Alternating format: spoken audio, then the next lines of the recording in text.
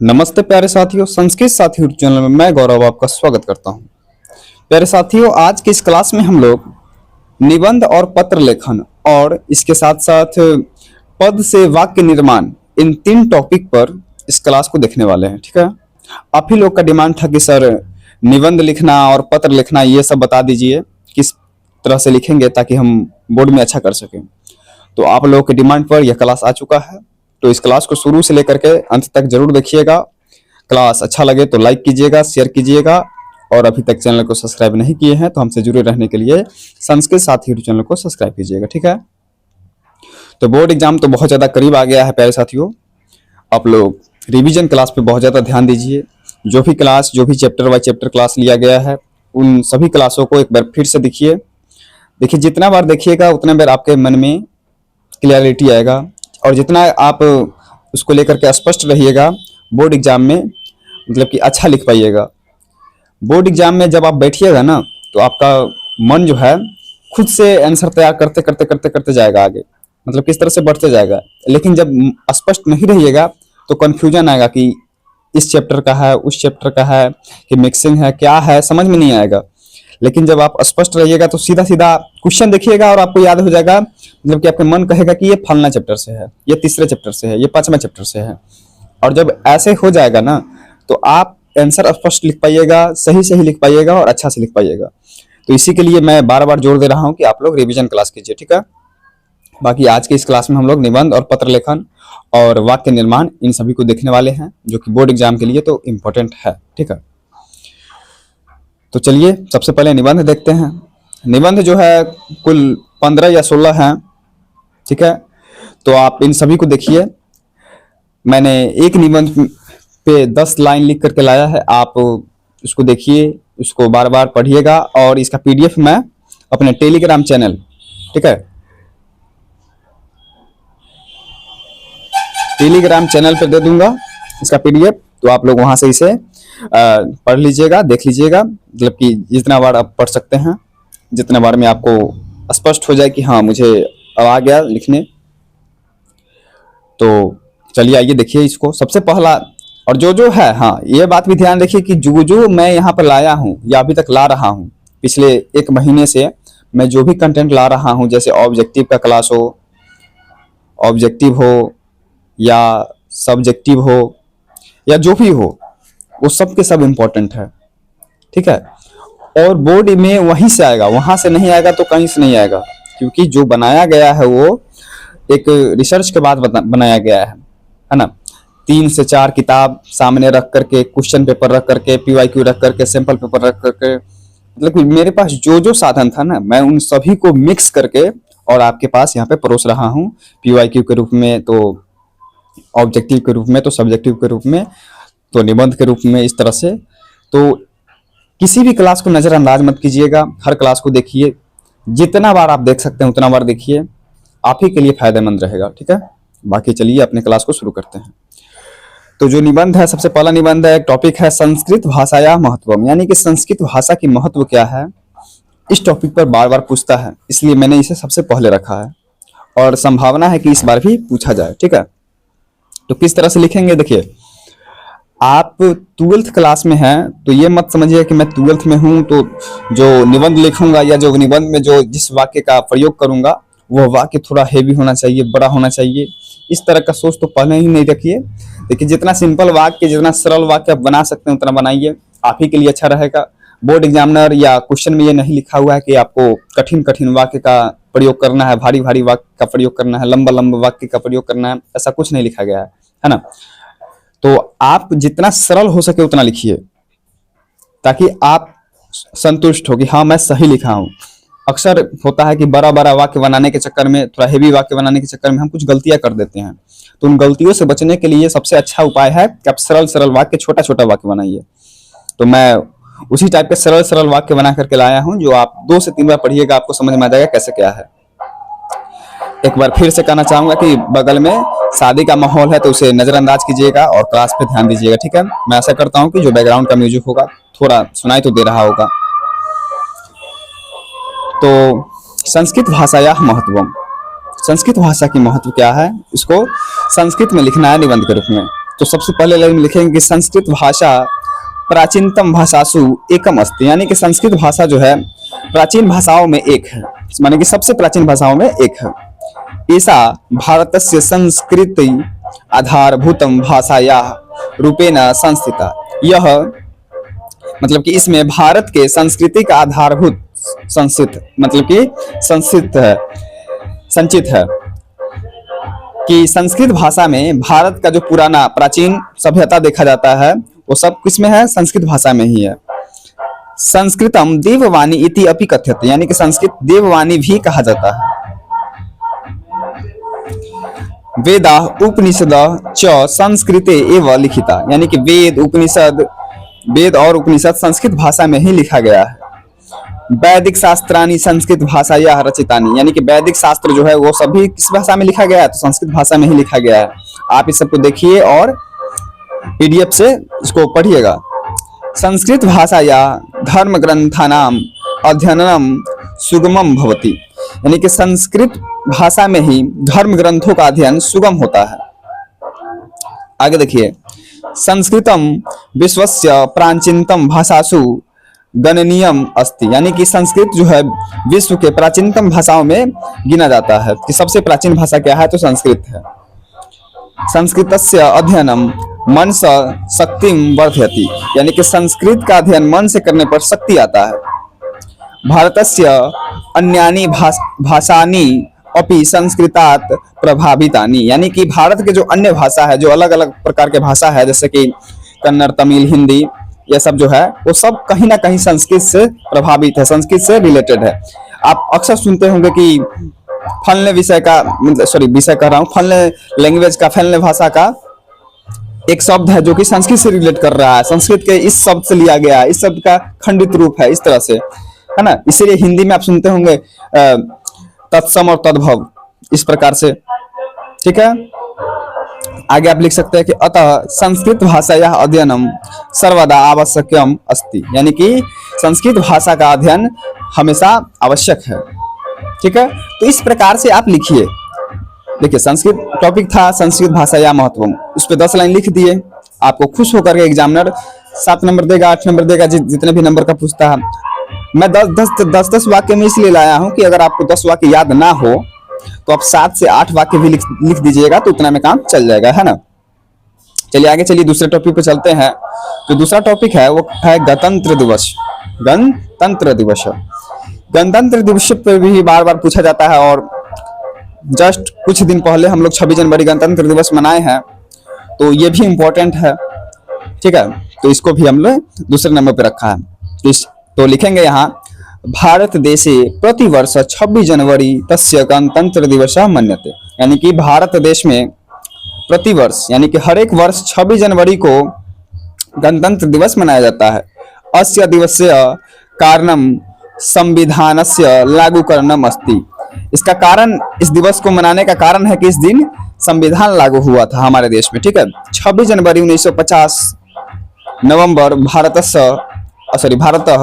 गणराज्यम अभवत, यानी कि 26 जनवरी 1950 ईस्वी को नवंबर में हमारा जो भारत देश है वो गणराज्य देश के रूप में मतलब कि स्थापित हुआ था। उस दिन गणराज्य बना था, माने कि उस दिन लोकतांत्रिक तरह से चलने के लिए हमारे देश में एक संविधान, एक नियम कानून का किताब लागू हुआ था। ऐसा दिवस भारत राष्ट्रीय पर्व अस्ति, यानी कि यह दिवस, यह जो दिन है वो राष्ट्रीय पर्व के अंतर्गत आता है। देखिए, एक चीज मैं यहाँ पे आप लोगों को स्पष्ट कर दूं, पर्व 2 प्रकार का होता है, एक राष्ट्रीय पर्व और एक होता है धार्मिक पर्व, ठीक है। तो जिसमें हम अपने कुल देवता, इष्ट देवता यानी कि देवी देवता को पूजते हैं, उसको कहते हैं धार्मिक पर्व। क्या कहते हैं? धार्मिक पर्व। और जो पर्व महान सेनानियों के नाम पे मनाया जाता है, उनके यादों में मनाया जाता है, उनको कहते हैं राष्ट्रीय पर्व, ठीक है। आगे कह रहा है कि राजपथे भव्य परेड आयोजितम, यानी कि इस दिन राजपथ पर भव्य परेड आयोजित होता है। जैसे कि हम लोग देखते हैं रील्स के माध्यम से या न्यूज चैनल के माध्यम से कि 26 जनवरी या 15 अगस्त के दिन परेड होता है। आर्मी लोग जो हमारे होते हैं, नौसेना, वायु, नेवी, आर्मी, ये सब परेड करते हैं और अपनी शक्ति को दिखाते हैं उस दिन, ठीक है। आगे कह रहा है कि सैनिका तथा संस्कृतिका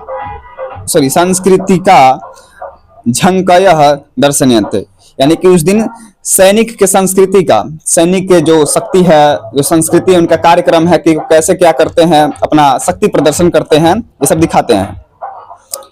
आगे कह रहा है कि इस प्रकार से हम लिख सकते हैं कि राष्ट्रगानम तथा ध्वजारोहणम कार्यक्रमस्य भाग अस्ति, यानी कि राष्ट्रगान, ध्वजारोहण, ये सब का कार्य एक एक करके के होता है। आगे देखिए, करा कि ईसा दिवस एकतानां विविधतानां च प्रतीक अस्ति, यानी कि यह एकता और विविधता का प्रतीक है। सर्वे भारतवासी उत्साहेन तम दिवसः अंगीकृत्यन्ते, यानी कि सभी भारतीय, जो सभी भारत के नागरिक हैं, जो लोग हैं, वो उत्साह से इस दिवस को मनाते हैं।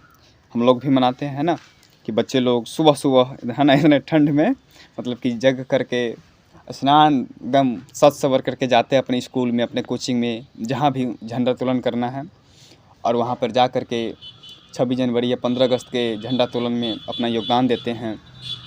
राष्ट्रगान या देशभक्ति जो भी गीत हो सकता है वो गा कर के झंडे को सम्मानित करते हैं, और उन सभी वीर पुरुषों को याद करते हैं जो हमारे लिए आज़ादी के लिए लड़े थे। ठीक है, आगे देखिए, करा कि अतः गणतंत्र दिवसः स्वाधीनता मानस्य दिवसम च भवति, यानी कि यह जो दिन है वो स्वाधीनता और मानस्य का दिन है। अगला जो टॉपिक है वह है सदाचार। ठीक है, तो इस पे देखिए, यानी सदाचार मतलब कि सही ढंग से रहने का तरीका है ना, वही है ना सदाचार, कि हम कहीं पे अच्छे तरह से प्रस्तुत हो रहे हैं, कहीं पे अच्छे तरह से रह रहे हैं, नियमों का पालन कर रहे हैं, तो वही तो है सदाचार। उदंडता नहीं दिखाना, मतलब कि गलत तरीके से कोई काम नहीं करना ही तो सदाचार है। तो सदाचार पे हम लिख सकते हैं कि देखिए, छोटा छोटा वाक्य बनाइए और सरल सरल वाक्य बनाइए। जैसे कि यहाँ कितना सरल वाक्य है कि सदाचारः मानव जीवनस्य आधारः अस्ति, यानी कि सदाचार मानव जीवन का क्या है, आधार है। सदाचारः उत्तम आचरणम कथ्यते, सदाचार क्या है, उत्तम आचरण को कहते हैं, उत्तम आचरण ही सदाचार कहा जाता है। सत्यम अहिंसा दया च सदाचारस्य गुणाः सन्ति, सत्यम अहिंसा दया ये सभी क्या है, सदाचार है। सदाचारात् समाजे शांति भवति, सदाचार से समाज में शांति होता है। तो कितना कितना सिंपल वाक्य है। अगर एक बार कोई पढ़े कि सदाचारात् समाजे शांति भवति, तो यहाँ पर देखिए सदाचारात्, तो यहाँ पर पंचमी विभक्ति लगा हुआ है, बालक बालकम बालकात्, सॉरी चौथी विभक्ति, बालक बालकम बालकेन बालकात्, तो यहाँ पर के लिए, तो सदाचार, एक मिनट, पंचमी विभक्ति के कारण यहाँ पर हो जाएगा से, बालक बालकम बालकेन बालकाय बालकात् होता है। तो सदाचारात्, तो सदाचार से समाज, मतलब समाज में, सप्तमी विभक्ति है, बालके होता है तो यहाँ समाज हो गया है, तो सदाचार से समाज में शांति ही भवति मतलब होता है। ठीक है, भू धातु है, जिसका मतलब है होना। जब भू धातु में लट लकार प्रथम पुरुष एक वचन लगता है तो भू धातु प्लस ती के मेल से भवति बन जाता है, इसका मतलब होता है। तो यहाँ हो गया सदाचारात् समाजे शांति भवति, यानी सदाचार से समाज में शांति होता है। आगे देखें, करा कि सदाचारी जनाः सर्वैः सम्मानिता भवन्ति, इनके सदाचारी लोग जो होते हैं सभी जगह सम्मानित किए जाते हैं, सभी जगह सम्मान के लायक होते हैं। बाल्यकालात् सदाचारस्य शिक्षा अवश्यकी, यानी कि बालकात में, यानी कि जब हम बालक होते हैं, जब बचपन में रहते हैं, उस समय हमें सदाचार की शिक्षा बहुत ज़्यादा जरूरी है। सदाचारः व्यक्तित्वम उज्ज्वलयति, यानी कि सदाचार जो है व्यक्तित्व को उज्ज्वलित करता है। सदाचारः जीवनम फलम करोति, सफलम करोति, सदाचार जो है जीवन को सफल करता है। आगे हम लिख सकते हैं कि गुरुवः सदाचारस्य मार्गम दर्शयन्ति, यानी कि गुरु जो होते हैं, जो गुरु लोग होते हैं, वो हमेशा सदाचार का मार्ग दर्शयन्ति यानी दिखलाते हैं। अतः सदाचारः सर्वेशाम पालनीय, यानी कि अतः, इसलिए सदाचार सभी के द्वारा पालनीय है, यानी कि सभी के द्वारा किया जाना चाहिए। ठीक है, तो इस प्रकार हम सदाचार पे लिख सकते हैं। एक बार देख लीजिए, इतना आसान आसान टॉपिक है। चौथा टॉपिक है हिमालय। तो आप हिमालय पर भी लिख सकते हैं। हिमालय पर आप लिख सकते हैं कि हिमालय भारतस्य महान पर्वतः अस्ति। इतना सिंपल, हिमालय भारत का महान पर्वत है। सह उत्तर दिशायाम स्थित, वह उत्तर दिशा में स्थित है। हिमालय पर्वतराज इति प्रसिद्ध, हिमालय जो है पर्वतराज के नाम से भी प्रसिद्ध है। गंगा यमुना इत्याद्यः नद्यः अत्र उत्पन्ना, यानी कि गंगा और यमुना और इत्यादि इस तरह के और भी नदी इससे उत्पन्न हुए हैं। हिमालय हिम सदा दृश्यते, हिमालय पर, जो हिमालय का जो ऊपरी सतह है, सबसे ऊपरी सतह, उस पर हमेशा हिम, हिम यानी कि ठंडा बर्फ दिखाया जाता है। आगे देखिए कि अयम देशस्य रक्षक अस्ति, यानी कि यह देश का रक्षक है एक तरह से।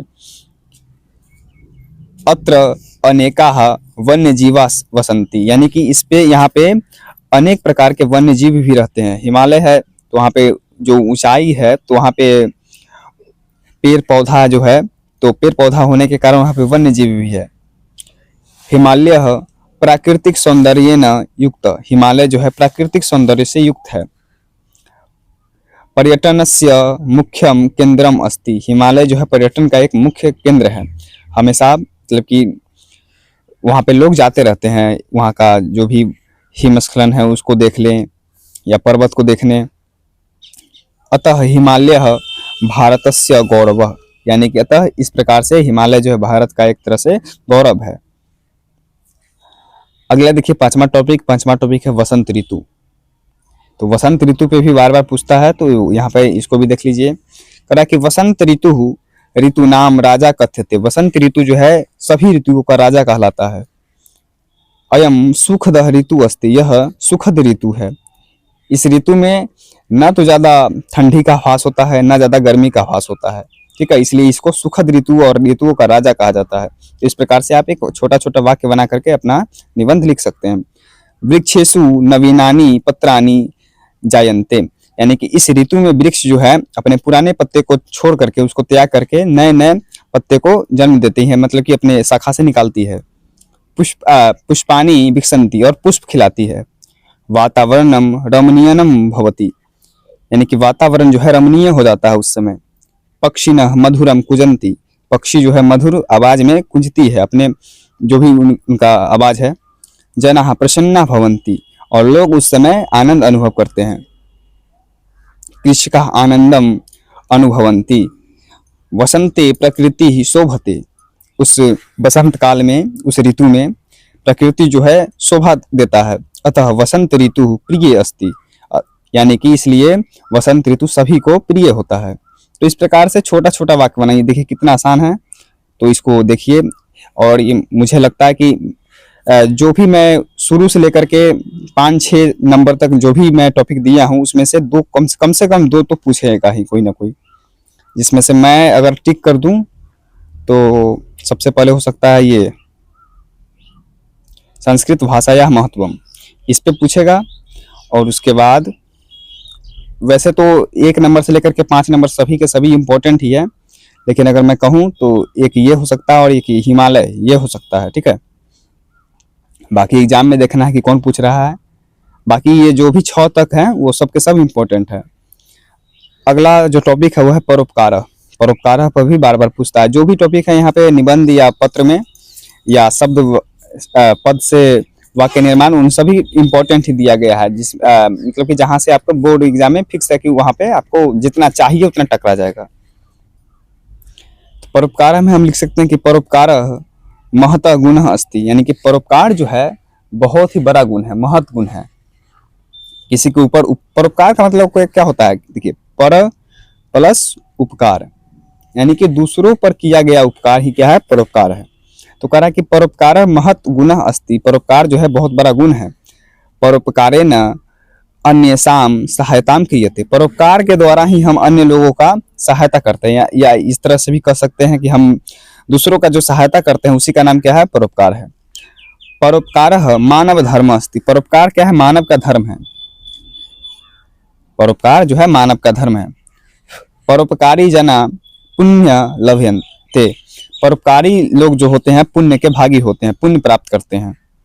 इस तरह से हम अगला देखें, करा कि समाजस्य उन्नति परोपकारेण भवति, समाज का जो उन्नति है परोपकार के द्वारा ही होता है।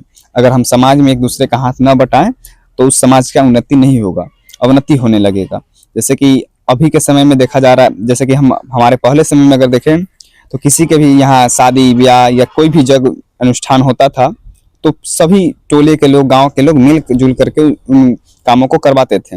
लेकिन अब उनका चलन धीरे धीरे समाप्त हो रहा है, लोग कहीं जाना नहीं चाहते, इसके कारण अब उसका अवनति हो रहा है, उन्नति नहीं हो रहा है। ठीक है, तो आगे कह रहा कि स्वार्थ त्याग परोपकारस्य आधार, स्वार्थ का त्याग ही क्या है, परोपकार का आधार है। महापुरुषः परोपकारिणः आसन, जो परोपकारी लोग होते हैं वो वही महापुरुष होते हैं। परोपकारात् सुखम प्राप्यते, परोपकार से सुख की प्राप्ति होती है। यानी कि हम किसी पर परोपकार करते हैं, किसी पर कुछ उपकार कर देते हैं किसी के लिए, तो हमें अच्छा लगता है। सही बात भी है कि हाँ हम उसके लिए यह काम किए हैं, हम गौरवान्वित अपने आप को महसूस करते हैं कि हम उस लायक हैं कि हम किसी के लिए काम किए हैं। आगे देखिए, सर्वे परोपकाराणाम कर्तुम शक्नुवन्ति, यानी कि सभी को परोपकार करना चाहिए।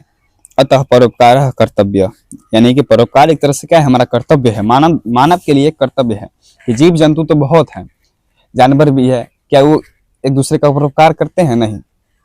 जानवर में यानी कि जो छोटा जीव है उनमें क्या नियम है कि अपने से छोटे को मार करके वो लोग खाते हैं, अपने से कमजोर को अपना शिकार बनाते हैं।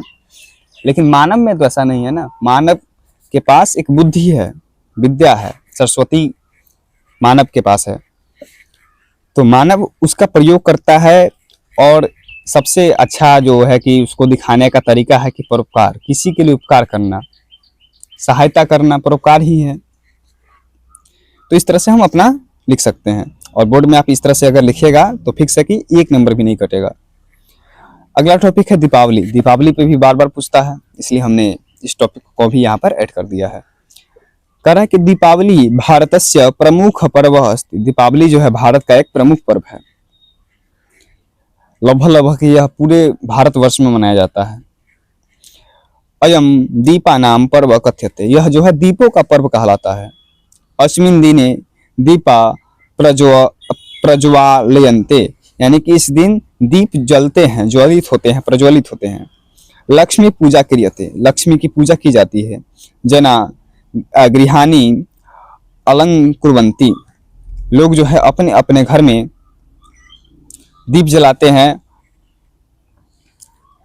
मिष्ठानानि वितरन्ति, और मिष्ठान यानी कि मीठे जो भी होते हैं स्वीट्स, उनको वितरण करते हैं।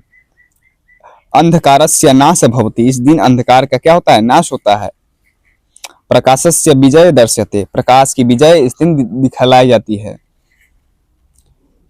सर्वे हर्ष अनुभवन्ति, यानी कि सभी लोग खुशी, हर्ष मतलब होता है खुशी, खुशी अनुभव करते हैं।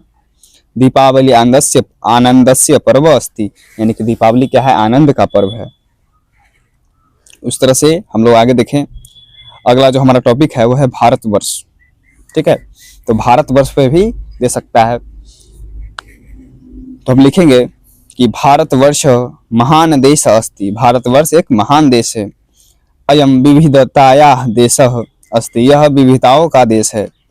अत्र अनेकाः भाषा सन्ति, यहाँ पे अनेक भाषा हैं। उसके बाद देखिए भारतस्य इतिहास गौरवपूर्ण, यानी कि भारत का जो इतिहास है गौरवपूर्ण है, यानी कि शक्तियों से, गौरव से, मतलब कि अभिमानों से भरा पड़ा है। अयम लोकतांत्रिक देश है, यानी कि यह एक लोकतांत्रिक देश है। भारत कृषि प्रधान देश, भारत जो है कृषि प्रधान देश है। संस्कृति अत्र समृद्धा अस्ति, यहाँ का जो संस्कृति है वो अत्यंत समृद्ध है। भारत शांति प्रिय देश है, भारत एक शांति प्रिय देश है। सर्वे भारतवासी भ्रातरः इव सन्ति, सभी भारतवासी एक दूसरे को भाई मानते हैं। अतः भारतवर्ष अस्माकं गौरव, यह भारतवर्ष के लिए हमारा गौरव है। भारतवर्ष क्या है? हमारा गौरव है। देखिए यहाँ पे एक बहुत ही अच्छा बात लिखा गया है कि सर्वे भारतवासी भ्रातरः इव सन्ति, सभी भारतवासी एक दूसरे के लिए क्या है? भाई बहन है। जैसे कि हम लोग देखते हैं कि हमारे गांव में कोई बेचने भी आता है कुछ, मतलब कि ले करके, जैसे साड़ी वाला हो गया, फल फूल वाला हो गया, तो अब देखते होइएगा कि चाचा भैया इस तरह से करते रहता है ना, चाची बाबा, मतलब कि कभी उसको देखे भी नहीं होंगे लेकिन वो क्या करेगा? रिश्ता जोड़ लेगा। तो इस तरह से हमारे भारतवर्ष में है, ऐसा कहीं नहीं है। चलिए आगे देखिए, अगला टॉपिक है वसंत पंचमी। ये भी एक इम्पोर्टेंट टॉपिक है क्योंकि वसंत पंचमी यानी कि सरस्वती पूजा हम लोग जस्ट मनाए हैं, तो ये भी पूछ सकता है। तो वसंत पंचमी पवित्र पर्व अस्ति, यानी कि वसंत पंचमी एक पवित्र पर्व है। अस्मिन् दिने सरस्वती पूजा भवति, इस दिन सरस्वती पूजा होती है। जो विद्या की देवी है, ज्ञान की देवी है, उसकी पूजा होती है। विद्या देवी सरस्वती पूज्यते, यानी कि विद्या की देवी इस दिन पूजी जाती है। अयम वसंत ऋतु आरंभ अस्ति, इस दिन से वसंत ऋतु का आरंभ हो जाता है। पीत वस्त्राणि धार्यन्ते, छात्र पुस्तकै पूजनम कुर्वन्ति, छात्र जो है इस दिन अपने अपने पुस्तकों की पूजा करते हैं, यानी कि विद्या का पूजा करते हैं। हम लोग देखते भी हैं कि सरस्वती पूजा के दिन सरस्वती जी का जहाँ पे भी मूर्ति होता है, उनके बगल में बच्चे लोग अपना कॉपी कलम किताब जो भी होता है वहाँ पे अर्पित करते हैं कि माता हमें कुछ ज्ञान दे, विद्या दे। आगे कह रहा कि विद्यालयेषु उत्सव भवति, विद्यालयों में उत्सव होता है। वातावरणम आनंदमयम भवति, वातावरण आनंदमय होता है। सरस्वती पूजा यानी वसंत पंचमी ही एक ऐसा दिन है, और 26 जनवरी इस टाइप का, मतलब कि कुछ ऐसा दिन है जहाँ पे शिक्षक और छात्र एक साथ उत्सव मनाते हैं, है ना। बाकी ऐसा कोई दिवस या पर्व नहीं है जहाँ पे शिक्षक और छात्र एक साथ पर्व मनाएं।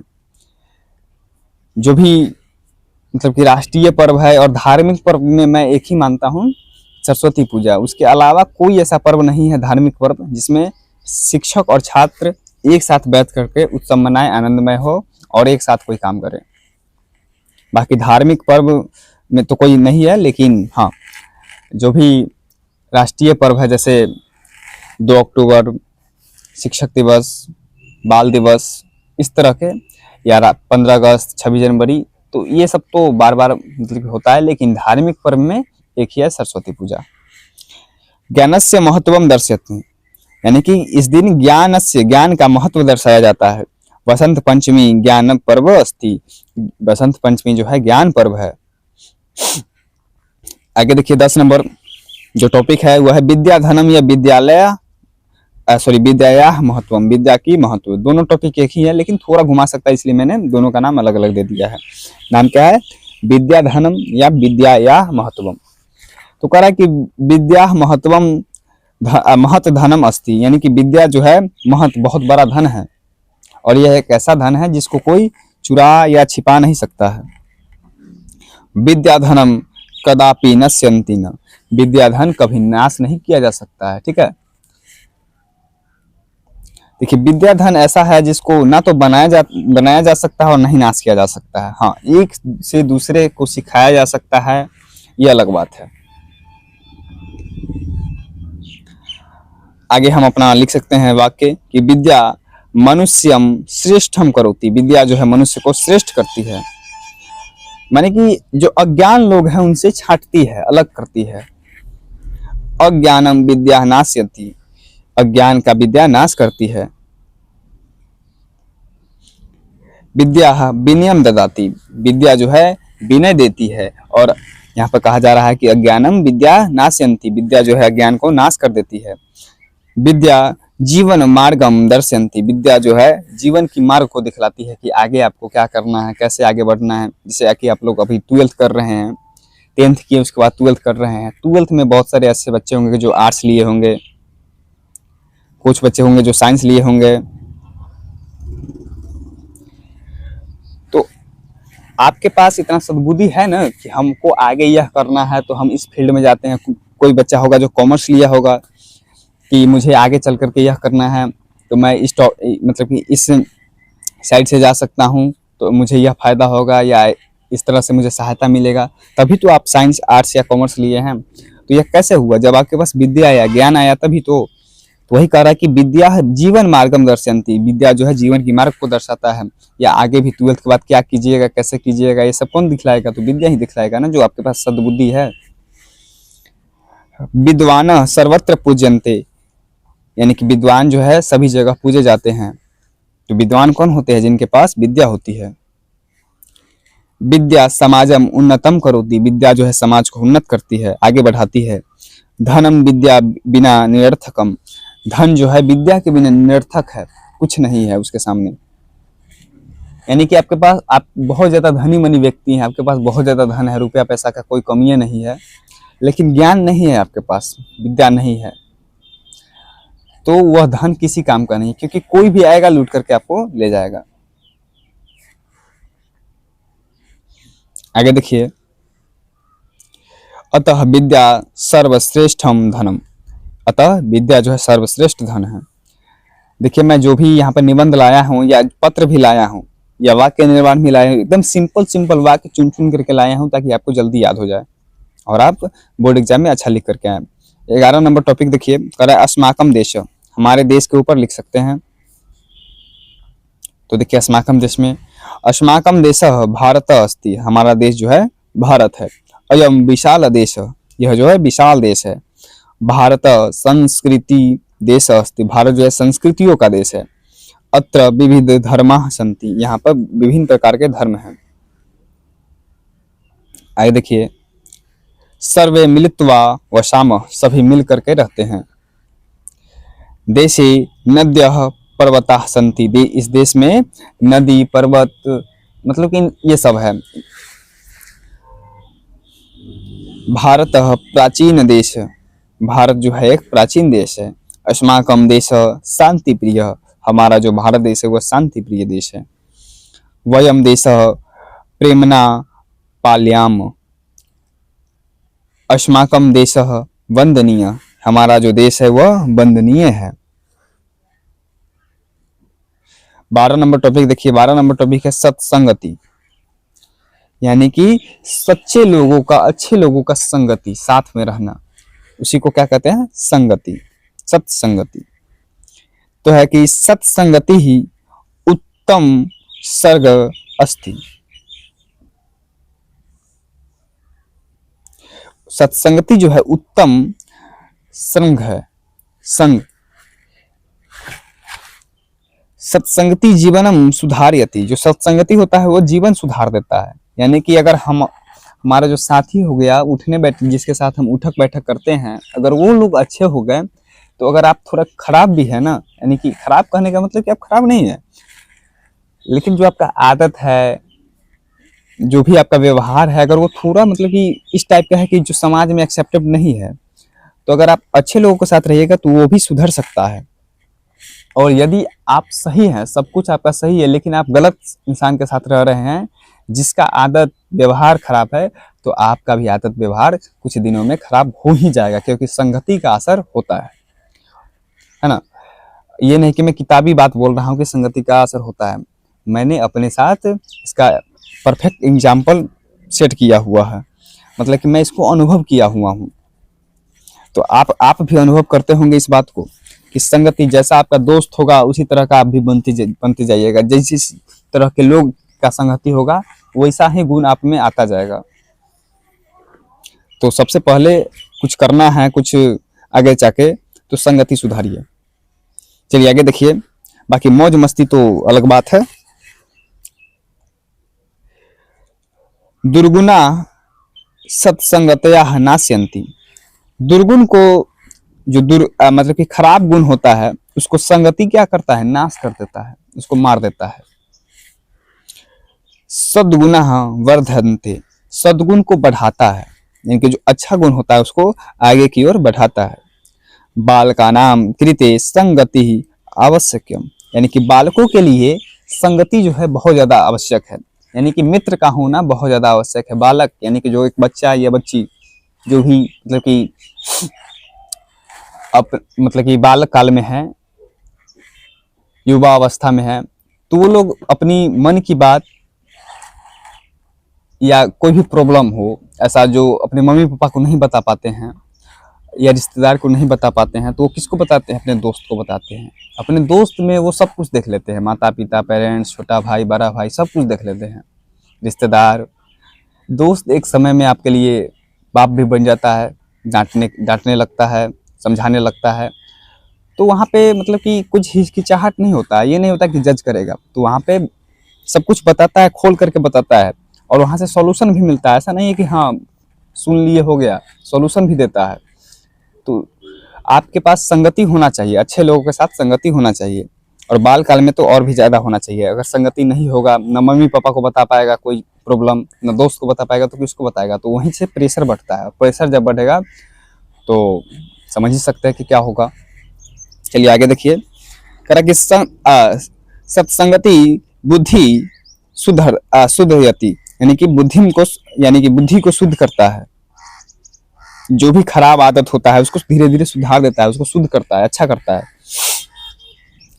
सत्संगात सुखम लभ्यन्ते, सत्संगति जो है, सत्संगति से सुख का अनुभव होता है, सुख प्राप्त होता है। महापुरुष ही सत्संगतिम प्रशंसिता, महापुरुष जो है वो अच्छे संगति में मतलब कि रहते हैं और अच्छे संगति से प्रसन्न रहते हैं। सत्संगति जीवन मार्गम दर्शयन्ति, सत्संगति जो है जीवन का मार्ग दिखाता है। हमेशा आप लोग सुनते होंगे कि कुछ बड़ा किया है तो दोस्त ने किया है एक साथ मिलकर के। अतः सत्संगति करणीयम, इसलिए सत्संगति यानी कि अच्छा मित्रता करना चाहिए। 13 नंबर टॉपिक देखिए, कालिदास, यानी कि कालिदास पे निबंध। तो कालिदास के बारे में 10 लाइन लिख दीजिए संस्कृत में। तो कालिदास महान संस्कृत कवि आसीत्, कालिदास महान संस्कृत कवि थे। सह संस्कृत साहित्यस्य गौरव, वे संस्कृत साहित्य के गौरव थे। अभिज्ञान शकुंतलम तस्य प्रसिद्धम नाटकम, अभिज्ञान शकुंतलम उनका प्रसिद्ध नाटक है। मेघदूतम प्रसिद्ध काव्यम, मेघदूत प्रसिद्ध काव्य है। रघुवंशम महाकाव्यम अस्ति, और उनका एक प्रसिद्ध महाकाव्य है जो इसका नाम क्या है? रघुवंशम। और इसी रघुवंशम से हमारा एक टॉपिक भी लिया गया है जिसमें राजा दिलीप के बारे में चर्चा है। तस्य भाषा सरला सुंदरी च, मतलब कि कालिदास का जो साहित्यिक भाषा था वो सरल और सुंदर था। आगे देखिए कि प्रकृति वर्णम श्रेष्ठतम, वो प्रकृति का वर्णन बड़ा ही श्रेष्ठ उच्चतम तरीके से करते थे, बड़ा ही अच्छा तरीका से करते थे। कालिदास अमर कवि अस्ति, कालिदास जो है अमर कवि है, और कालिदास के लिए ऐसा कहा जाता है कि वह उपमाओं के लिए बहुत ज्यादा प्रसिद्ध थे और अभी भी हैं। सह विश्वविख्यात, वे क्या है? विश्वविख्यात थे। कालिदास संस्कृतस्य भूषणम, कालिदास जो है संस्कृत का भूषण है। आगे देखिए 14 नंबर टॉपिक, देशभक्ति, देशभक्ति पर भी आ जाता है। तो कह रहा कि देशभक्ति महान गुण अस्ति, देशभक्ति जो है एक महान गुण है। देशभक्त देशम प्रेरणाम पालयन्ति, देशभक्त जो है देश के लिए प्रेरणा देता है। स्वतंत्रता सेनानियां देशभक्त आसन, स्वतंत्रता सेनानी जितने भी स्वतंत्रता सेनानी थे जो हमें आजादी दिलाने के लिए लड़े, वो सब क्या थे? देशभक्ति तो थे। देशाय बलिदानम, देशभक्ति, देश के लिए अपना बलिदान देना ही देशभक्ति है। देशभक्ति नागरिकस्य कर्तव्य, देशभक्ति जो है उस देश के नागरिक का कर्तव्य है। जिस देश में वो रह रहा है उस देश के लिए देशभक्ति करना उस नागरिक का कर्तव्य है। ध्वज देशभक्ति प्रतीक, ध्वज जो है यानी कि झंडा जो है देशभक्ति का प्रतीक है। राष्ट्रगानम देशभक्ति में वर्धयन्ति, राष्ट्रगान जो है देशभक्ति को बढ़ाता है। देखते होंगे कि आप स्कूल में जब सभी धर्म जाति के लोग उस सबको त्याग करके एक साथ जब एक स्वर में गाते हैं, जन गण मन अधिनायति जय हे, तो कितना अच्छा लगता है। देश सेवा सर्वोत्तमा, देश का सेवा सर्वोत्तम है। युवा वर्ग देशभक्त भवेत, युवा वर्ग जो होता है देशभक्त होता है ना। युवाओं में बहुत ज्यादा देशभक्ति होता है। अतः देशभक्ति आवश्यकम, इसलिए देशभक्ति बहुत ज्यादा जरूरी है। मैं पर्सनल एक्सपीरियंस बता रहा हूँ और मतलब कि अपने दोस्तों का एक्सपीरियंस बता रहा हूँ। जब लड़का जवान होता है ना, जब लड़का युवा अवस्था में आता है, तो सबसे पहले अगर कुछ सोचता है ना, तो सोचता है कि मैं आर्मी में जाऊंगा, मैं आर्मी में जाऊंगा, सेना में जाऊंगा, यही सोचता है। भले बाद में जाकर के इधर उधर हो जाए। जैसे मैं भी जब अपने 10th क्लास में था तो सोचता था कि मैं आर्मी में जाऊं या नेवी में, मतलब कि किसी भी तरह नौसेना या नेवी में किसी तरह घुस जाऊं। लेकिन मैं अब टीचिंग लाइन में घुस गया हूं। अभी मैं संस्कृत से बीएड कर रहा हूं और यहाँ पे अभी संस्कृत साथ ही यूट्यूब चैनल पे आप लोगों को पढ़ा रहा हूं। लेकिन सबसे पहला था कि हाँ, फौज में जाना है। 15 नंबर देखिए टॉपिक अनुशासनम। अनुशासन पे भी पूछ देता है बार बार। तो अनुशासनम जीवनस्य आधार, अनुशासन क्या है? जीवन का आधार है। अनुशासनात् सफलता प्राप्यन्ते, अनुशासन से ही हम सफलता प्राप्त कर सकते हैं, है ना। अनुशासन मतलब कि जो भी हम कर रहे हैं उसको कंटिन्यू करना है, ये नहीं कि बीच में छोड़ दिए, बीच में गायब हो गए। अनुशासन से करना है। विद्या जीवने अनुशासनम आवश्यकम, विद्या जीवन में यानी कि विद्यार्थी जीवन में अनुशासन जो है बहुत ज़्यादा जरूरी है। अगर अनुशासन नहीं रहेगा विद्यार्थी में तो वो कुछ आगे नहीं कर पाएगा। आज क्लास कर रहा है, 5 दिन छोड़ दिया, एक दिन किया 5 दिन छोड़ दिया, तो ऐसा होगा? ऐसे तो सिलेबस में बैकलॉग लग जाएगा। पता चले कि जब बैकलॉग समाप्त करने गए तो एग्जाम आ गया। तो इसीलिए इसी अनुशासन को बनाए रखने के लिए कोचिंग व्यवस्था, स्कूल व्यवस्था किया गया है, ताकि डर के मारे, कम से कम डर के मारे तो आए। लेकिन अब तो वो भी लूज हो रहा है। अब तो धीरे धीरे सब कुछ देख रहे हैं कि अब ऑनलाइन शिफ्ट हो रहा है।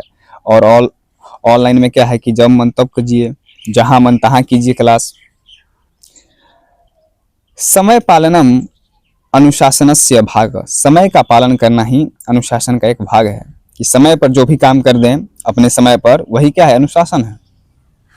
ये नहीं कि हाँ टालते गए कि यार ये अभी तो देखा ठंडा लग रहा है, 10 बजे से करते हैं। जब 10 बजे आता है, अभी खाना वाना नहीं ना खाए हैं, करते हैं, 12 बजे से करते हैं। तो इस तरह से टालना नहीं है, अपने समय पे उस काम को कर दीजिए। अनुशासनम व्यक्तित्व निर्मांति, यानी कि अनुशासन जो है व्यक्तित्व का निर्माण करती है। सेनाया अनुशासनम अत्यावश्यकम, सेनाओं में अनुशासन अति आवश्यक होता है। अगर सेना में, फौज में अनुशासन ना हो तो एक ही देश का फौज आपस में लड़ पड़ेंगे, है ना। ऐसा बहुत बार हो सकता है, क्योंकि सामने वाला भी युवा है और सामने वाला भी युवा है, दोनों तरफ से युवा ही है। और युवा का खून कितना जल्दी खौलता है, कितना ज़्यादा दिमाग गर्म होता है, ये किसी से छुपा नहीं है। लेकिन अनुशासन होता है उसमें, तो अनुशासन के कारण कोई हिल नहीं पाता है और ना ही कोई किसी नियम को जल्दी तोड़ पाता है। अगर नियम तोड़ता है तो उसे कठिन से कठिन सजा मिलता है। और फौज की सजा ये जो फिल्म देख रहे हैं उससे भी खतरनाक होता है रियल में, ठीक है। बहुत मार मारता है, एक पर एक आपको सजा देगा। कुछ भी गलती कर दिए बोल देगा कि 10 राउंड मारो, इस जो भी ग्राउंड है उसको 10 राउंड मारो, 20 राउंड मारो, 50 राउंड मारो। अनुशासनहीनता नाशाय भवति, अनुशासन का अगर आप में कमी है तो आपका नाश हो जाएगा। मतलब नाश हो जाएगा कि मतलब कि आप कुछ अच्छा नहीं कर पाइएगा, जो आप सोचे हैं ना वो नहीं हो पाएगा पूरा। आगे है कि अनुशासनम समाजम सुंदरम करोति, अनुशासन जो है समाज को सुंदर करता है। सर्वे अनुशासनम पालयन्तु, सभी को अनुशासन का पालन करना चाहिए। अनुशासनम जीवनस्य भूषणम, अनुशासन जो है जीवन का भूषण है, ठीक है। इस प्रकार से यहाँ तक निबंध लेखन था। मैं आशा करता हूँ कि ये 15 के 15 निबंध आप तैयार कर लीजिएगा पूरी अच्छी तरह से, जो भी 1 से लेकर के 15 तक निबंध है उसको अच्छा से देखिए, पढ़िए, समझिए। और मैं कहूँगा कि कम से कम एक एक निबंध को ना 5 बार लिखिए मेरे कहने पर। जब आप 5-5 बार एक एक को लिख लीजिएगा ना तो दिमाग में सीधा फिट हो जाएगा, और जब फिट हो जाएगा तो जाइएगा एग्जाम हॉल में अपने पेपर में छाप करके आइएगा। तो चलिए आगे बढ़ते हैं, अब पत्र लेखन की ओर चलते हैं। तो ज़्यादा नहीं, 5 से 6 पत्र लिखना है, और उसी में से मैं आपको गारंटी देता हूँ कि आपको जितना चाहिए यानी कि एक लिखना होता है तो आपको टकरा जाएगा। कम से कम इसको कम से कम तैयार कर लीजिएगा, ये नहीं कि इसको भी छोड़ देंगे। तो सबसे पहले है कि अपने मित्र के पास परीक्षा की तैयारी का वर्णन करते हुए संस्कृत में एक पत्र लिखें, है ना। तो मित्र के पास कैसे लिखते हैं, देखिए एक होता है औपचारिक पत्र और एक होता है अनौपचारिक पत्र, ठीक है। तो दोनों में थोड़ा अंतर होता है। तो मित्र के पास लिखेंगे तो लिखेंगे इस तरह से, प्रिय मित्र श्याम, किसी का भी नाम दे सकते हैं आप, सप्रेम नमः, सप्रेम नमः। विषय उसके बाद दीजिए कि परीक्षा तैयारी विषय, उनकी परीक्षा की तैयारी की विषय में। उसके बाद जो भी आपको कहना है उसको लिखिए। किस तरह से लिखना है, जिस तरह से यहाँ पे लिखा गया है ना इसी तरह से आपको अपने आंसर शीट में लिख करके आना है। करा कि अत्र सर्वम कुशलम वर्तते, यानी कि यहाँ सब कुशल है, सब कुछ अच्छा है। अहम परीक्षायाः सज्जताम दृष्टतया करोमि, मैं परीक्षा का तैयारी पूरे दृढ़ता के साथ कर रहा हूँ। प्रतिदिनम नियमानुसारम अध्ययनम करोमि, प्रतिदिन यानी कि हर एक दिन नियम के अनुसार अपना अध्ययन कर रहा हूँ। संस्कृतम गणितम विज्ञानम च विशेष रूपेण पठामि, संस्कृत, गणित, विज्ञान, हिंदी, मतलब कि जो भी उसका सब्जेक्ट है वो कह रहा है कि इन सभी को विशेष रूप से पढ़ाई कर रहा हूँ इन सभी का। गुरवः अस्माकं सम्यक मार्गदर्शकम ददाति, गुरु जो है यानी कि हमारे जो गुरुजन हैं वो समय पर, सम्यक मतलब होता है समय पर, समय समय पर मार्गदर्शक दे रहे हैं कि हाँ इस तरह से करना है, इस तरह से तैयारी करना है। जैसे कि हमें भी देख लीजिए, हम आपको बार बार कह रहे हैं कि PYQ क्लियर कीजिए, ऑब्जेक्टिव देखिए क्लास, सब्जेक्टिव का क्लास देखिए, 2 नंबर का क्लास देखिए, 5 नंबर की क्लास देखिए, मतलब कि व्याकरण में यह कीजिए वो कीजिए, इस तरह से आपको मार्गदर्शन दे रहे हैं ना। तो वही कह रहा है कि जो हमारा गुरु है वो समय समय पर मार्गदर्शन भी दे रहे हैं। अहम प्रतिदिनम पुनरावृत्ति करोमि, मैं प्रतिदिन पुनरावृत्ति कर रहा हूँ यानी कि रिवीजन कर रहा हूँ। तो मैं भी आपको बार बार कहता हूँ कि रिवीजन कीजिए, रिवीजन कीजिए, क्योंकि अंत समय में वही एक बचिए जाता है कि रिवीजन करना है, कुछ नया नहीं सीखना होता है अंत में। अंत में जब नया सीखने पर ध्यान दीजिएगा तो पता चलेगा कि जो पुराना वाला है ना वो भी समाप्त हो गया। तो जो अंत समय में यही होता है कि जो पुराना वाला आपके पास है ना उसी को रिवीजन कीजिए, 2 बार 3 बार रिवीजन कीजिए। जितना बार रिवीजन कीजिएगा उतना बार आपके मन को स्पष्ट होते जाएगा। मम विश्वास अस्ति यत परीक्षा फलम उत्तरम भविष्यति, करा कि मुझे विश्वास है कि जो परीक्षा फल आएगा वो उत्तम आएगा। त्वम अपि मनोयोगेन अध्ययनम कुरु, तुम भी पूरे मन से अध्ययन करो, मतलब कि अपना जो भी पढ़ाई कर रहे हो उसको मन से करो। उसके बाद अंत में लिख देना है भवतः मित्रम, मतलब कि तुम्हारा मित्र। नाम लिखिए अपना जो भी लिखना है। उसके बाद ग्राम लिख दीजिए, मंडल लिख दीजिए, मंडल मतलब जिला, दिनांक लिख दीजिए, हो गया। जब अगर आप इतना लिख देते हैं तो आंख मूंद करके आपको जो भी 5 नंबर में 7 नंबर में जो भी पूछता है आपको मिल जाएगा। तो इतना आसान है। देखिए कितना मैं जानबूझ करके यहाँ पर आसान आसान शब्दों का प्रयोग किया हूँ। तो आप इसको निबंध को भी और पत्र को भी कम से कम एक एक को 5-5 बार लिखिए। इसके बाद आपके मन में फिट हो जाएगा। थोड़ा मोड़ा कहीं गड़बड़ भी होगा तो आप सुधार सकते हैं उसको, ठीक है। तो इस तरह से लिखिए इसको। अगर फिर भी कोई दिक्कत है तो कमेंट कीजिए, या अगर आपको किसी भी विषय पर कुछ बात करना है तो आप हमारे जो इंस्टाग्राम है वहाँ पे भी मैसेज कर सकते हैं। इंस्टाग्राम का आईडी का जो नाम है वो है मास्टर साहेब O.2, ठीक है। इस तरह से है।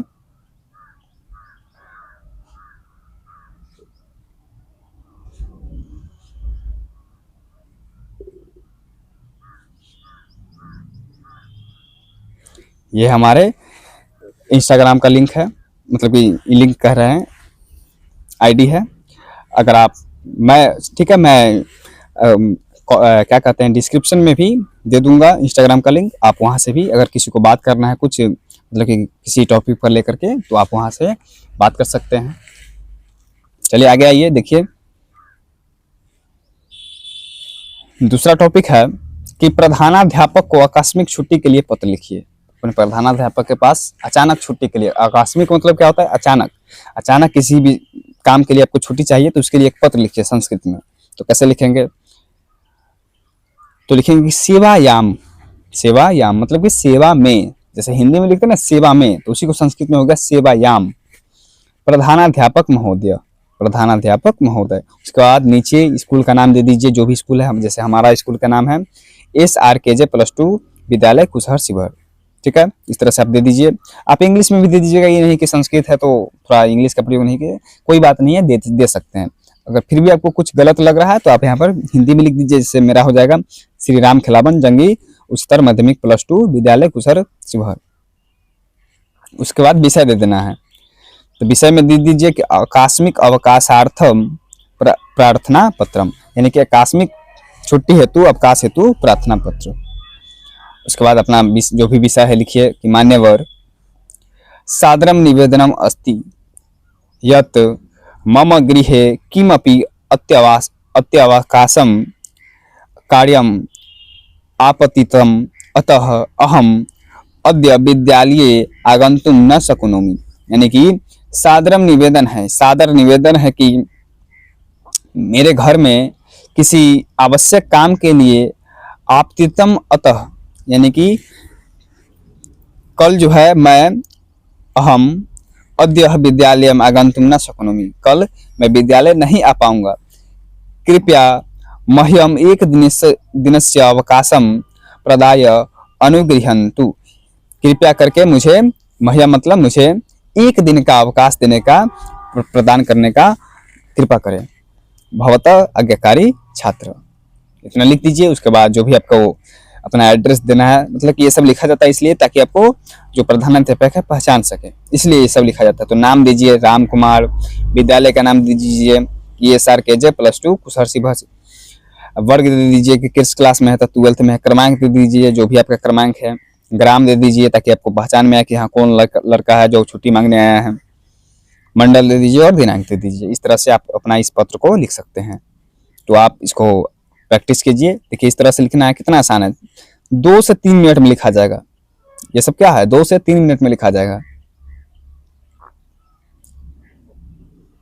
आगे देखिए, देखिए इसको ना मतलब कि जब आप पूरा बात लिख दीजिएगा, अपना छुट्टी जो भी विषय है अपना सब कुछ कर लीजिएगा, तो ये जो है यहाँ से यहाँ तक इसको इस साइड में लिखेगा, है ना, दायां साइड में, इस तरह से कर दीजिएगा और यहाँ पे लिख दीजिएगा। जैसे यहाँ पे लिखा हुआ है भवता आज्ञाकारी छात्र, तो यहाँ पे भी लिख दीजिएगा कि भवता आज्ञाकारी छात्र। उसके बाद नाम लिख दीजिए, ये जो भी लिखना है इस तरह से लिख दीजिए, या ऐसे भी लिख सकते हैं सिंपल में, ऐसे नहीं करना है तो ऐसे भी लिख सकते हैं सिंपल में, ठीक है, कोई दिक्कत नहीं होने वाला है। तीसरा टॉपिक देखिए, करा कि प्रधानाध्यापक को छात्रवृत्ति के लिए संस्कृत में पत्र लिखें। छात्रवृत्ति, ठीक है, जो भी स्कॉलरशिप मिलता है उसके लिए पत्र लिखना है। तो लिखेंगे, सॉरी यहाँ पे सीधा विषय दिए हैं, सॉरी यहाँ पे सबसे पहले लिखेंगे सेवायाम प्रधानाध्यापक, उसके बाद स्कूल का नाम लिख दीजिएगा, उसके बाद लिखिएगा विषय, ठीक है, मुझसे थोड़ा गलती हो गया है। तो लिखेंगे विषय, उसके बाद कि छात्रवृत्ति अर्थम आवेदनम, यानी कि छात्रवृत्ति हेतु आवेदन।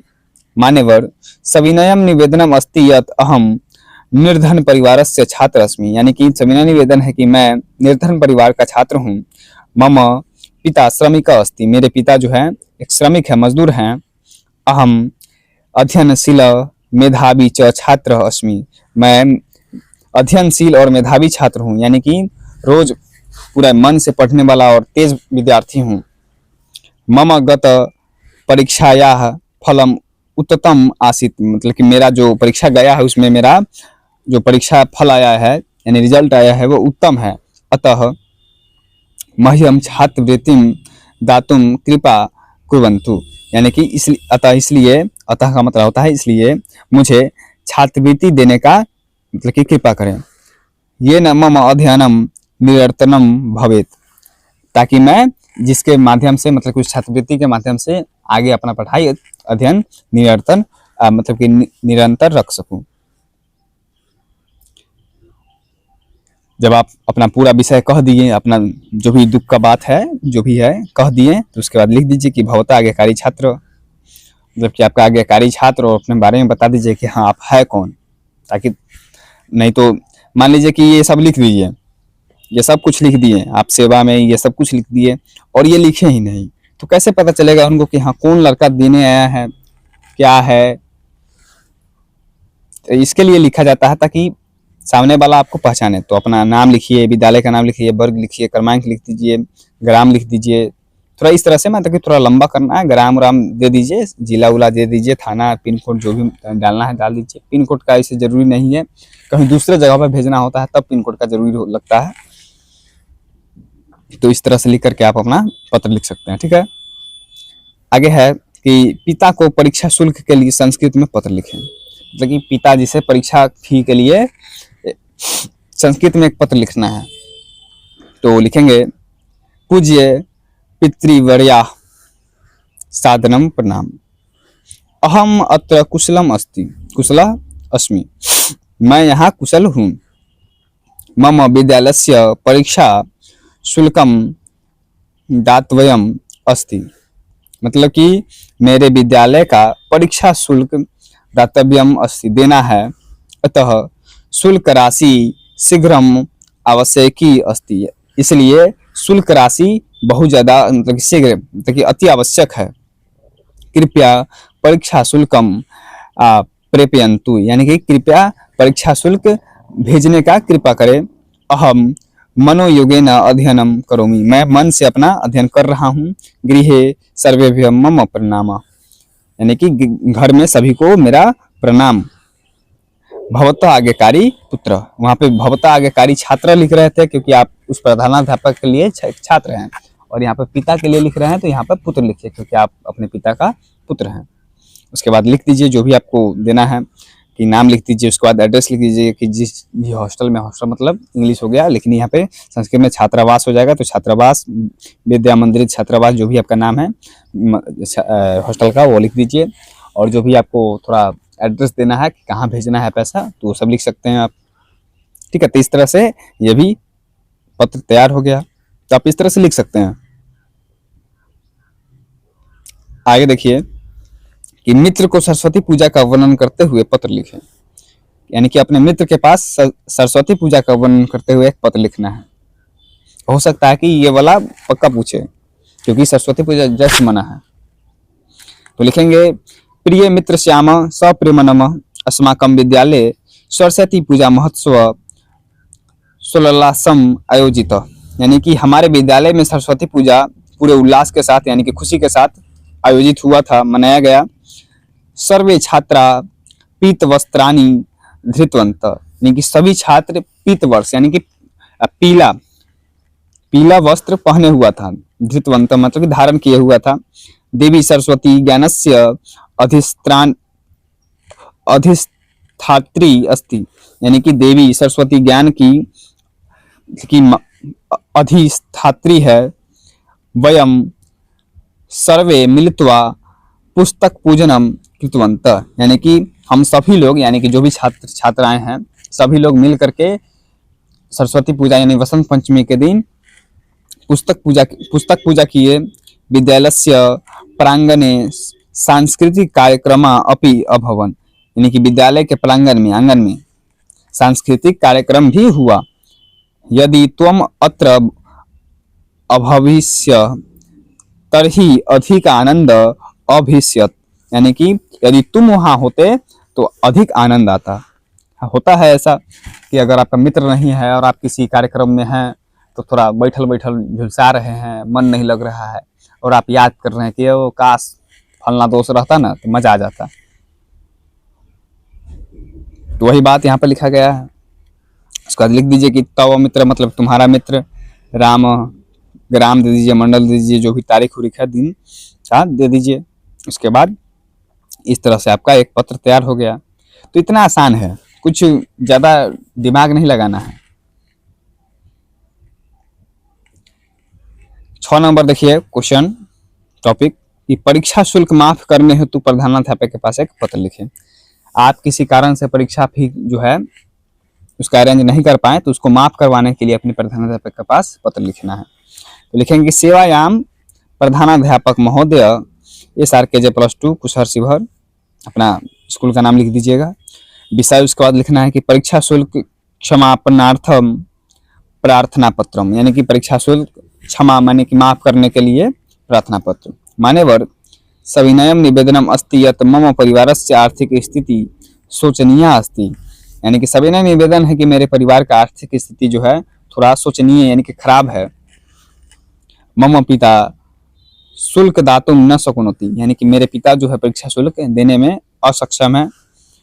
अहम पठने बहु रुचि रक्षामि, मतलब कि मैं पढ़ने में पठन पाठन में बहुत ज़्यादा रुचि रखता हूँ। अतः मम परीक्षा शुल्कम क्षमा कर्तुम कृपा कुर्वन्तु, यानी कि इसलिए मेरा परीक्षा शुल्क जो है माफ करने का प्रयास किया जाए, मतलब कि कृपा किया जाए। एतदर्थम अहम सदा भवतः कृतज्ञ भविष्यामि, इसके लिए मैं सदा आपका कृतज्ञ रहूँगा। भविष्यामि मतलब भविष्य में कृतज्ञ रहूँगा।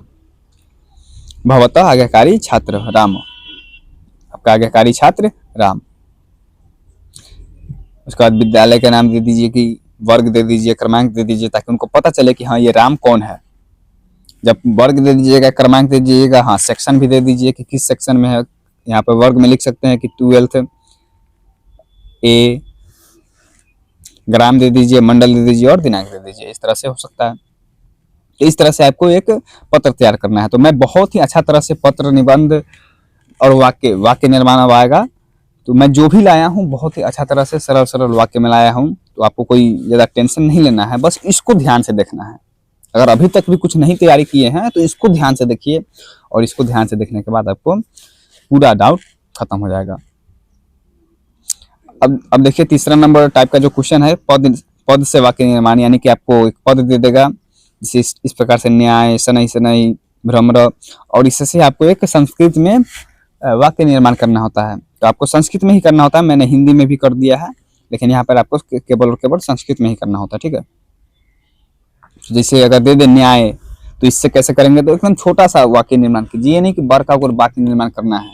ये 12th क्लास का बच्चा है तो ऐसा कोई बात नहीं है, छोटा सा भी काम चल सकता है। तो न्याय है, तो वाक्य निर्माण का मतलब होता है कि जो आपको पद दिया है ना, शब्द दिया है, उसको कहीं ना कहीं उस वाक्य में फिट करना है। मतलब कि उस वाक्य में उसको कहीं ना कहीं लेना है, उसको लेकर के एक वाक्य बनाना है। तो जैसे न्याय है तो न्याय से बना देंगे कि न्यायः उत्तम भवति, न्याय जो है उत्तम होता है, हो गया। ये भी एक वाक्य है कि न्याय उत्तम होता है। शनै तो सह शनै चलती, वह धीरे धीरे चलता है। आगे देखिए अगर भ्रमर आ जाए तो भ्रमर से आप बना दीजिए कि भ्रमर पुष्पे तिष्ठति, भ्रमर मतलब कि भौरे जो है फूल पर बैठता है। उसके बाद है कि अक्षिप्त तो सह कंदुकम अक्षिप्तपत, यानी उसने गेंद फेंकी। अक्षिप्त मतलब होता है फेंकना। महारण्यम, तो महारण्यम से बना सकते हैं कि महारण्यम विशाल अस्ति, यानी कि बड़ा जंगल विशाल है। वक्ता सह वक्ता अस्ति, कह सकते हैं ना कि वक्ता मतलब बोलने वाला, तो कह सकते हैं कि वह बोलने वाला है। वक्ता से बोलना से एक बना सकते हैं वाक्य कि वह बोलने वाला है, या वह वक्ता है तो सह वक्ता अस्ति। उसके बाद है कि गृह जन, तो मम गृह जन अत्र अस्ति, यानी कि मेरे परिवार के लोग, यानी मेरा परिवार यहाँ है। वर्तते, तो तत्र जलम वर्तते, वहाँ जल है। सह से बना सकते हैं कि सह मित्र सह खेलती, वह मित्रों के साथ खेलता है, ठीक है। वृक्षा से बना सकते हैं कि वृक्षा हरिता हसंती, वृक्ष हरे हैं। इस प्रकार से आप आगे बना सकते हैं।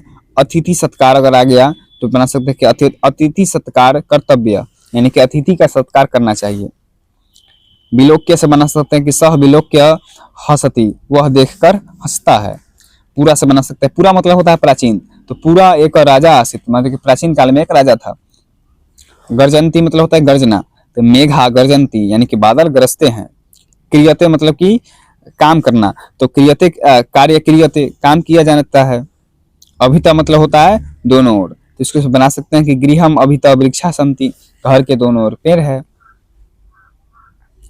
उसके बाद अब आगे बना सकते हैं कि सत्पुरुष, तो सत्पुरुष बना दीजिए कि सत्पुरुष सत्यम वदति, यानी कि जो सच्चा पुरुष होता है, जो अच्छा पुरुष होता है, वो सत्य बोलता है।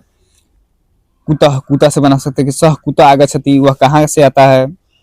अंत्यवासी से बना सकते हैं कि सह गुरु अंत्यवासी अस्ति, यानी कि वह गुरु का शिष्य, शिष्य को अंत्यवासी भी कहते हैं, ठीक है, या ब्रह्मचारी भी कहते हैं। ये भी ध्यान रखिएगा, ऑब्जेक्टिव क्वेश्चन में बार बार पूछता है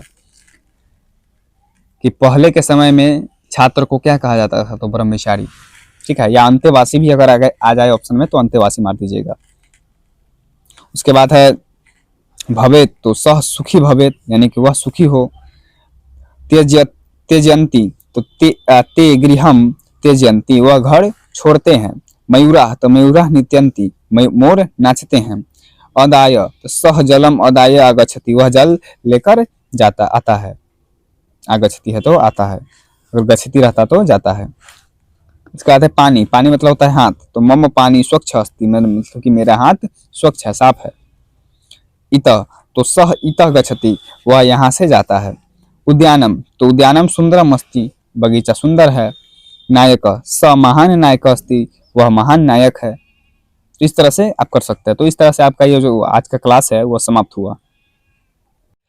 और अंत में मैं इतना ही कहूँगा कि इस क्लास को बार बार देखिए, और कम से कम निबंध और पत्र को एक एक को 5 बार नहीं तो कम से कम 3 बार देखिए, 3 बार से कम नहीं, 3 बार लिखिएगा तो आपको पूरा स्पष्ट हो जाएगा। और इतना आपको करना ही पड़ेगा अगर आप चाहते हैं कि मैं बोर्ड अपने संस्कृत के एग्जाम में बोर्ड में निबंध और पत्र लिखूं, तो आपको इतना करना होगा। कम से कम एक एक को एग्जाम से पहले 3-3 बार लिखिए, एक को 3 बार, एक को 3 बार, उसके बाद 3-3 बार लिखने के बाद उसको 2-4 बार पढ़िए। जब पढ़ लीजिएगा तो फिर जिस दिन एग्जाम है उस दिन पढ़ करके जाइए। ऑटोमेटिक है कि आप लिख करके आइएगा, क्योंकि 4 बार 5 बार जब पढ़ रहेंगे तो कहाँ जाएगा, यही ना रहेगा, माइंड में ही रहेगा ना। लेकिन लिखना भी है, लिखने से बहुत ज़्यादा मतलब कि इम्प्रूव होता है। अगर आप कुछ अच्छा करना चाहते हैं तो लिखिए उस बात को, सिर्फ सुनने से काम नहीं चलेगा, उसको लिखना भी पड़ेगा। क्योंकि बोर्ड एग्जाम में सिर्फ सुना करके नहीं आना है, मौखिक नहीं आपको आंसर देना है, लिखित आंसर देना है। जब लिखित आंसर देना है तो आपको पहले से अभ्यास होना चाहिए लिखित आंसर का, तो इसके लिए आप लोग को लिखना चाहिए, ठीक है। बाकी अंत में एक अपडेट दे देता हूँ कि इस साल मैं थोड़ा बिजी था, इसके कारण मैं, और सेटअप भी नहीं था, जिसके कारण मैं व्याकरण नहीं पढ़ा पाया हूँ। और स्क्रीन पर पढ़ाना चाहा, लेकिन मुझे ही थोड़ा अजीब लगा, मैं एडजस्ट नहीं कर पाता था मोबाइल की छोटे से स्क्रीन पर, तो जिसके कारण मैं नहीं पढ़ा पाया व्याकरण। लेकिन अगला जो सेशन होगा 2026-27 वाला, उस सेशन में मैं बुक के साथ साथ व्याकरण भी पढ़ाऊँगा। तो अपने से छोटे जो भी प्यारे साथी हैं, अपने भाई बहन को आप संस्कृत साथी यूट्यूब चैनल के बारे में बता सकते हैं, और उनको बताइए कि गौरव सर यहाँ पर ऐसे ऐसे पढ़ाते हैं, बहुत ही अच्छा पढ़ाई होता है। उनको बताइए संस्कृत साथी यूट्यूब चैनल के बारे में, ताकि वो हमसे जुड़ सके और हम अपना सेशन जो है आगे इस तरह शुरू कर सकें। और मतलब कि मैं इस साल व्याकरण भी पढ़ाऊँगा बोर्ड पर आकर के, और बहुत ही अच्छा तरह से हिंदी संस्कृत सब कुछ पढ़ाऊँगा। तो आप लोगों का यह जिम्मेवारी है कि अपने से छोटे बच्चों को ये सब बताइए, जो भी आपके आसपास पड़ोसी में हैं। और आपको यह जानकर खुशी होगा कि हमारा जो, मतलब कि आप लोग, हमारा कहने का मतलब कि हम सब का जो हमारा यूट्यूब चैनल संस्कृत साथी है, वो जल्द ही 1K मतलब कि होने वाला है। तो आप लोग थोड़ा मेहनत कीजिए और जल्द से जल्द इसको 1K पुराइए। मैंने आप लोग को बोला था कि जनवरी लास्ट तक कीजिए किसी तरह, लेकिन फिर भी कुछ टाइम लग रहा है, कोई बात नहीं है, लेकिन आप लोग मेहनत कर रहे हैं, मुझे दिखाई दे रहा है, वही बहुत है, ठीक है। चलिए तो मिलते हैं अब आगे की क्लासों में। जय हिंद।